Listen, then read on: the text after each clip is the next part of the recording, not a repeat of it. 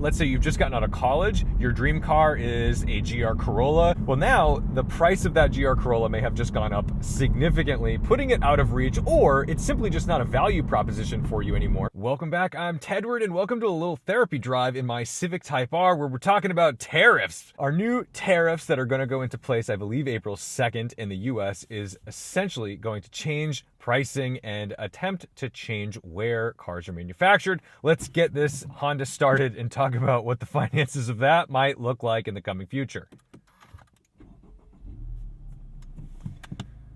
Oh yes, it's funny. It's like probably the fastest car I own, and yet it's the most sewing machine vibe of all of them. And while this topic has a lot to do with politics, the reality is the impact on people is going to be financial. So finances are finances, and that's the deal. So anyway, let's get rolling and start chatting.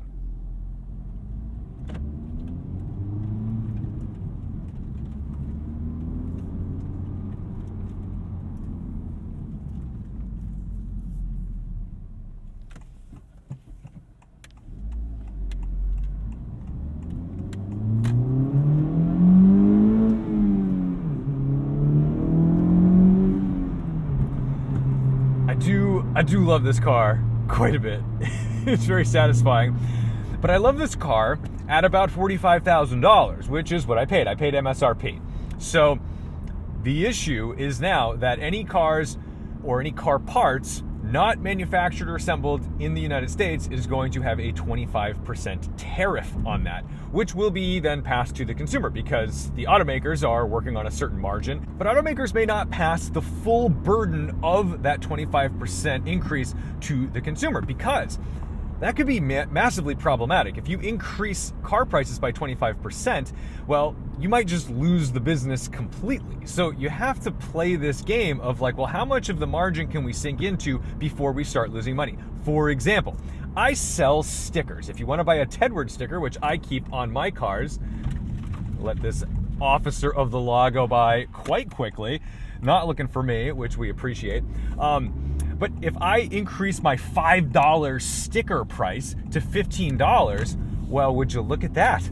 I make 3 times as much money. Huh, isn't that neat?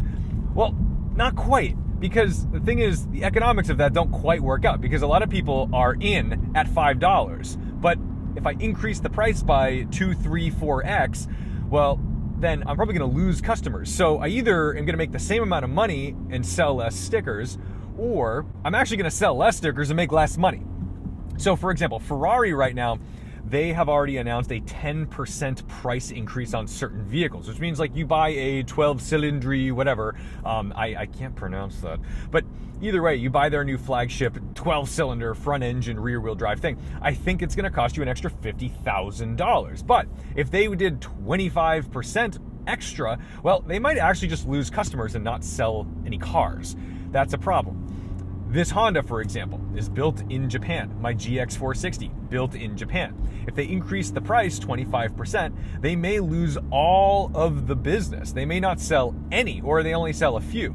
That's a big problem. Whereas if they sacrifice some of their margins, they might be able to increase the prices slightly. The other side of this is a lot of auto manufacturers, especially big OEMs, think Honda, Toyota, Hyundai, they have factories in the US. They actually do manufacture cars in the US. And that's going to be helpful for the tariffs. However, even the US based car companies, GM, Ford, etc., they still use parts for those cars that are not made in the United States. So while the cars are assembled in the United States, they're not necessarily assembled with US made parts. They're still ordering things from China, Taiwan, or Thailand, or all these different places. So it's not as simple as, well, Chevrolet and Ford are US-based companies. This is only going to benefit them. They're good to go. Well, not quite, because they still produce a lot of the components that they assemble in the United States from China. So it's not just so straightforward as to say, hey, we're just going to benefit American car manufacturers, Tesla, GM, Ford, and some, Stellantis products that are made here. The prices are going to go up everywhere. Now, the other side of this is the fact that if, let's make this really simple. Let's just pretend every foreign auto manufacturer, Toyota, Honda, BMW, Mercedes, etc., let's say they have no footprint in the United States. Let's say that they're not building anything here. They are, but let's just say they're not. And then this proposed thing is there just to benefit American car manufacturers. And essentially, you're just pricing people out of those foreign cars, and then they'll be attracted to the domestic cars. Okay, if all of those prices go up by, let's say, 25%, this means that Ford, GM, and Dodge, and Tesla, they can actually raise their prices like 24%, and they're still a percent below the increases of their competition. So obviously that's like an extreme example of what could happen, but right now, basically the administration, the White House has asked the American car manufacturers, hey, don't raise your prices, which in a very capitalistic society is like a little strange to do because, well, they're going to just go with what the market is. And if the market has dictated that all these competitors are going to be priced much, much higher, well, then you can increase your prices as well. And you can just increase them, but just not as high as them. And you still come out on top, but the consumer still ends up paying the difference. That's not a perfect example, but it's just simplified enough to kind of grasp what's going on. Okay, so now you are, let's say you've just gotten out of college, your dream car is a GR Corolla, you're really excited about it, but now you haven't saved up enough, you haven't made that purchase yet, you were planning to do it in maybe like, 6 to 12 months. Well, now the price of that GR Corolla may have just gone up significantly, putting it out of reach, or it's simply just not a value proposition for you anymore because the car made sense at the value it was at, but now that it costs, 15, 20, even 25% more, you're out. You're like, that's just not for me. And it's a bummer. Like straight up, it's just a bummer. You've lost your opportunity to buy that car. So what do? You're thinking, well, I don't need a new car. I'll go buy a used car. But remember, you're not the only clever kiddo looking for a used car now because you've been priced out of the new car market. The used market is potentially going to rise quite a bit too because demand will increase on those used vehicles because those were sold pre-tariff. So overall, we're looking at like a really massive risk for these automakers. And if the proposed intent of this is to get more manufacturing in the US, and that includes foreign auto manufacturers, right? Because if everything BMW makes that's sold in the US is built in the US, well, then that's good because then you're not going to have to pay those tariffs. Ooh, look at this sick Volvo V70R. I'm into it. That looks very, very good. Why do those cars just look so timeless and perfect? And they sound great. That 5-cylinder is amazing. So you might think, well, this is simple. All these manufacturers have to do is move production to the US. Now, some of them have already done this. There's a Spartanburg facility for BMW, for example. They build all like the X3, X5, all those cars there. So you might simply think, well, all these auto manufacturers have to do to comply and maintain a footprint in the US market the way they want to is just build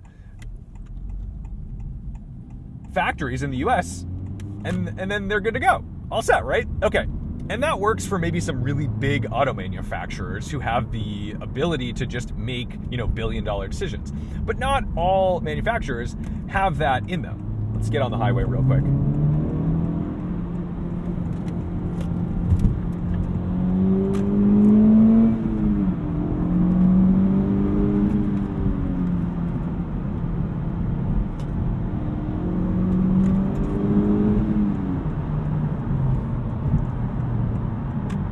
I'm so glad I didn't have to pay 25% extra on this car. Okay, so you might think like, well, just build a factory here, problem solved. But there's a couple reasons against this. Number one is the US policies on tariffs have been historically unstable. And again, this is not a political statement. This is simply a financial statement. We've seen tariffs imposed, removed, relaxed, changed, sometimes twice in one day.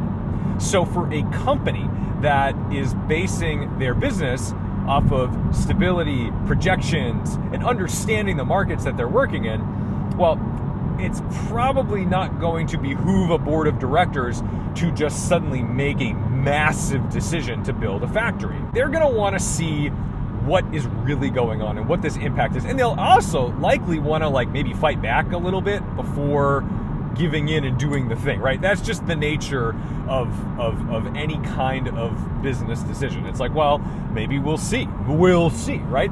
So the other side is other businesses. If you're Aston Martin, for example, you probably don't have much of a margin to work with. You don't have a whole lot of sales, and part of your thing is building your cars in England. Like, that's kind of the appeal, you know. It's a British built car. That's the thing. It's built in England, and you're likely not going to just suddenly build a factory in the United States to satisfy this problem. And the same goes for a company like Porsche. Like, they could build Macans, Cayennes, things like that in the US, but again, like, German built, that's part of their thing. So I don't know that they're going to cave on this. And then, how are prices going to increase? That is really likely going to vary manufacturer to manufacturer. What is unclear is how this is going to look in the real world just yet. And we'll see. Because, for example, let's say you're a company like BMW where you build, and I don't exactly remember what's built where at this point, but let's say the M5, for example, is built in Germany, but the X3 is built in Spartanburg, South Carolina. BMW could distribute their increases in pricing in a few different ways. They could distribute it by putting the entire distribution on the M5, which would be built in Germany, and say, okay, M5s just cost this much more, thus basically killing that car in the United States, because you're probably going to lose all of the market share because of the price increase. Or you could spread it out a little bit. So maybe your whole portfolio gets a bit of an increase, but it's an increase that sort of maintains the margins, but instead of putting all of the increase on the cars that aren't built in the United States, it's spread out. So maybe cars that are built on the United States still see that price increase. Now, I've seen numbers. I don't know how much I believe the numbers yet. I've seen like domestic cars could potentially increase by $6,000, foreign cars on average by $12,000. Obviously, that's based upon how expensive these cars are, but it gives you a little bit of an idea. And when the US market is already spending, we're going to get back over to the right lane in a second, but I'm going to wait until after I've passed this fella because we don't want to be those people. All right, now it's nice and safe. The average price of a car in the US is already something north of $40,000. And we're already at an inflection point where there's a lot of economic uncertainty, and I think people are starting to spend less. Even if they have their money, they're not certain they're going to get more of it, right? So that's kind of the thing. And now auto prices are going to go up. And that's very frightening. And not just auto prices, auto parts. Because I, for example, really was looking forward to doing a suspension refresh on my E39 M5 this season. And now I don't know what this is going to cost me, because if I buy like Bilstein suspension parts, I may be in a position where those cost quite a bit more now. I mean, I'll just do it, but I'm going to have to pay out of pocket for the tariffs, which is a bummer because I'm just trying to keep an old car alive. So if the long-term solution is to increase production in the United States, that's very, very possible. You know what? It might work. It might just work. You might be in a position where suddenly, like, all these people move over to the US, they're going to manufacture here, and we're going to manufacture the components that are assembled in the US here as well. The other side of that is if you do that, those parts would likely cost more money anyway, because one of the reasons why the United States exported so much of its manufacturing to Asia was because it was cheaper. So that always brings up the problem. Is like, if you bring it all back, do you actually lower any prices? And then how does that compare to the prosperity of new American jobs in the workforce? Who knows? That's for an economist to decide. But all I do know is that in the very near short term, there's a lot of uncertainty, there's a lot of nerves, and it does appear that prices of vehicles will go up.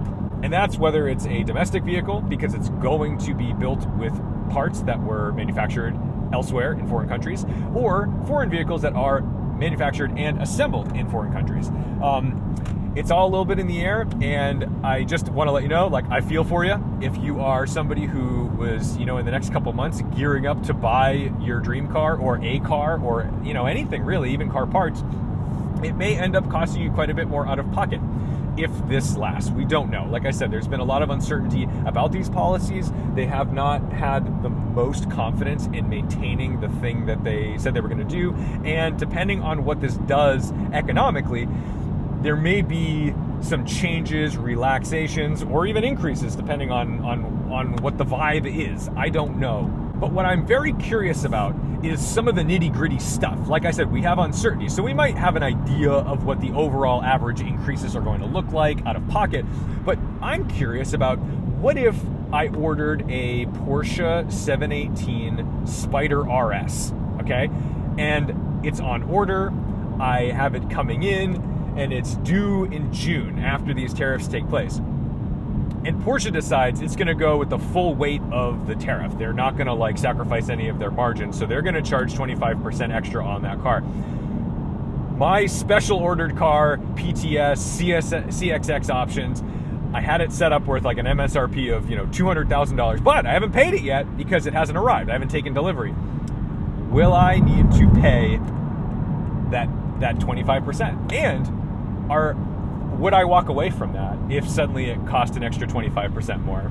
And again, this is where the uncertainty of the policies have a big major role in this, because if you're somebody who doesn't believe that these policies will stay in place for very long, well, then you would punt. You would not buy that car because you would likely just wait until those policies dropped, and then you would go buy it at the price that you initially had it at without the tariffs.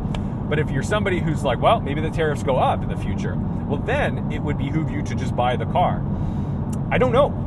So then comes the question, will this bring in more revenue, right? Because the idea is like, oh, well, if we just charged more and had this tariff, then we would make all of this extra money. CRV coming in hot up the left. And you can't assume that you just get all this extra revenue based on the sales figures of the cars today, because you have to factor in the fact that by raising prices, you may lower demand, right? And so who knows what the actual revenue taken will be? Who knows what this is going to have as an influence on the auto industry? But all I know is that it is frightening because it is unknown. And I'm sure there's a lot of discussion within the auto industry about what to do and how to raise prices and how to sacrifice margins and what is that break-even point, because at this point, it's all a little hypothetical. So that's the deal. I'm thinking about it. I don't know the answers. I hope that you aren't losing out on a dream that you thought you were close to and maybe now are a little further away from. But I'm thinking about it, and I'm very curious what's going to happen. I'm just kind of posing some hypotheticals because, again, this is all just financial. It's driven by politics, but the reality is like the impact is simply financial. So if prices go up, behavior changes. End of story. It's just a question of how the behaviors change. So let me know what your thoughts are down below. I'm curious how you're feeling about this. I'm curious what you think is going to happen to the auto industry. I'm curious what you think about what's going to happen to certain auto manufacturers, because it obviously impacts some manufacturers much more significantly than others. So thank you so much for watching, liking, commenting, and subscribing. Don't forget to respect the drive, and I will see you in the next one.